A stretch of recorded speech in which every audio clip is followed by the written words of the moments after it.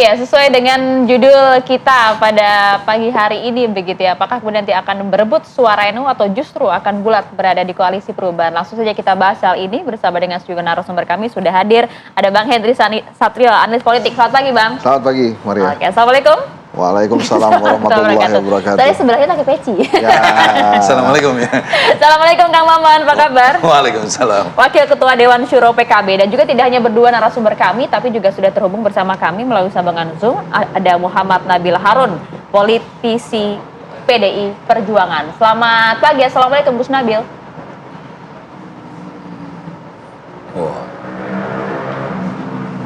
Gus Nabil bisa mendengar suara kami, Gus? Ya, bisa, jelas sekali. Ya. Oke, siap, clear ya. Gus Nabil lagi berada di Solo, jadi nggak bisa gabung pada hari ini. Oke, saya mau ke Kang Maman dulu. Kang Maman, menjawab judul kita, PKB PKS bersatu, bisa rebut suara NU secara keseluruhan atau bagaimana? Tentu tidak. Yakin tidak? Oke. Bahwa Nahdliyin itu sangat banyak. Dalam beberapa survei itu di atas 90 juta. Ini tentu menjadi pasar yang sangat besar untuk politik. Dan Nahdliyin itu cerdas. Dia akan menemukan referensinya kepada siapa memilih, justru tergantung caleg siapa, itu yang pertama. Jadi hari ini justru caleg-caleg itu yang bisa meyakinkan milih siapa. Dengan kekuatan Nasdem, PKB, PKS, yang kebetulan dia di tengah-tengah konstituen NU, maka itu akan jadi pemilih koalisi perubahan. Yang kedua, Nahdliyin itu pun mengikuti pola para kiainya. Maka ulama-ulama mana, kiai-kiai mana yang mendukung pasangan Anies Mohaimin itu otomatis akan lebih besar memilih Anies Mohaimin. Ini menjadi hal, tetapi juga ada ruang-ruang di mana misalnya Gus Nabil itu PDIP, maka paling tidak ada sedikit yang pasti memilih Ganjar Pranowo. Itu sesuatu yang sangat cair dan kita harus meyakinkan. Yang terpenting itu kan bukan berapa yang akan kita peroleh saja, tetapi bisa meyakinkan program apa yang nanti akan bisa membawa Nahdliyin ini ke pentas politik yang bukan hanya subordinat, tetapi yang substansional. Bagaimana penguatan sumber daya manusia, bagaimana ketidakadilan anggaran pendidikan agama yang justru mayoritas NU misalnya, itu bisa ditingkatkan. Bayangkan saja, dari 612 triliun atau 20% APBN itu untuk pendidikan agama hanya 52 triliun. Artinya madrasah terbengkalai, guru ngaji atau guru madrasah hanya 100.000 per bulan.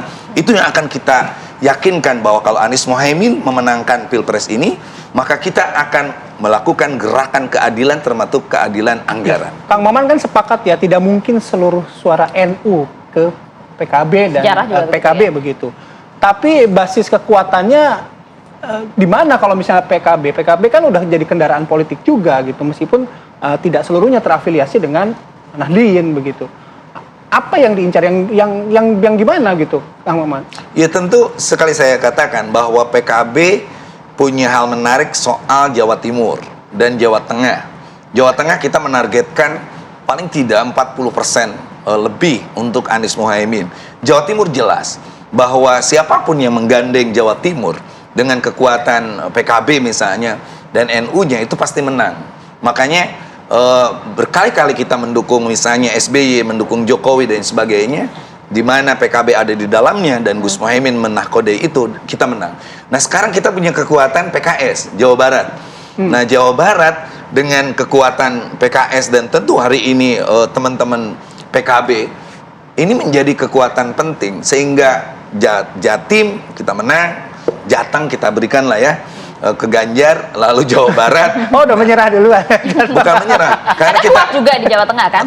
Padahal kuat, realistis lah, realistis Ya, aja. realistis ya. Realistis. Jadi di politik itu kita jangan, kalau caleg baru biasanya saya akan dapat anu. Kalau saya kan 2 kali periode di DPR, jadi tahu persis mana cekungan yang kita ambil, mana yang kita yakinkan untuk menyeberang ke kita, dan itu kita terus tiap hari. Dalam 2 hari ini kita udah rapat dengan Mas Anies di DPP PKB, lalu kemarin di PKS, lalu nanti malam terus menerus, sehingga kita nanti akan menyuguhkan sebuah kampanye yang tidak hanya merebut suara saja, tetapi visi misi kita untuk memberdayakan Nahdiyin itu akan kita kemukakan. Oke, narasinya realistis tapi tetap optimis. Nah, bagaimana dengan PDI Perjuangan, Gus Nabil? Apakah juga sebegitu pentingnya suara NU untuk PDI Perjuangan? Sementara tadi disampaikan, nampaknya kita cukup menguasai lah Jawa Timur, Jawa Barat, dan juga Jawa Tengah nih nampaknya. Bagaimana, Gus Nabil? Usai jeda dijawabnya ya sesaat lagi.